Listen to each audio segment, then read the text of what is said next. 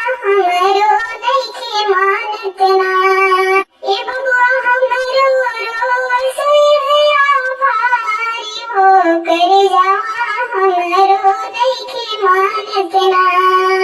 डाड़ी चढ़ कमौना सुबह हो, ए मौसी मामी खोजत हुई बाट हो।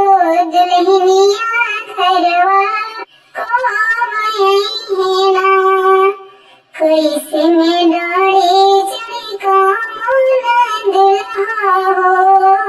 कैसे में डाड़ी चढ़ी सुंदर दुल्हा हो।